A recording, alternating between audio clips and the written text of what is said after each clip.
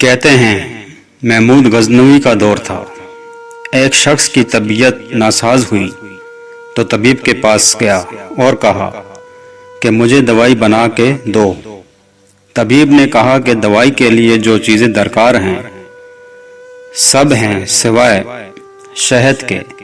تم اگر شہد کہیں سے لا دو تو میں دوائی تیار کیے دیتا ہوں۔ اتفاق سے موسم شہد کا نہیں تھا۔ اس شخص نے حکیم سے وہ ڈبیا پکڑی اور لوگوں کے دروازے کھٹکھٹانے لگا، مگر ہر جگہ مایوسی ہوئی۔ جب مسئلہ حل نہ ہوا تو وہ محمود غزنوی کے دربار میں حاضر ہوا۔ کہتے ہیں وہاں ایاز نے دروازہ کھولا اور دستک دینے والے کی روادات سنی۔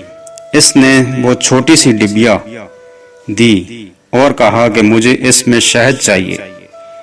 ایاز نے کہا آپ تشریف رکھیے، میں بادشاہ سے پوچھ کے بتاتا ہوں۔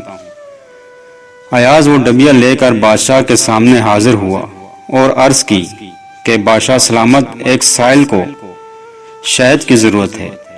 بادشاہ نے وہ ڈبیا لی اور سائڈ میں رکھ دی۔ ایاز کو کہا کہ 3 کین شہد کے اٹھا کے اس کو دے دیے جائیں۔ ایاز نے کہا حضور اس کو تو تھوڑی سی چاہیے، آپ 3 کین کیوں دے رہے ہیں؟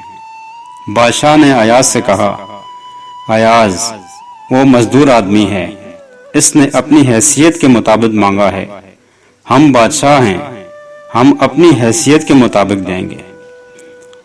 مولانا رومی فرماتے ہیں آپ اللہ پاک سے اپنی حیثیت کے مطابق مانگیں، وہ اپنی شان کے مطابق عطا کرے گا، شرط یہ ہے کہ مانگے تو صحیح۔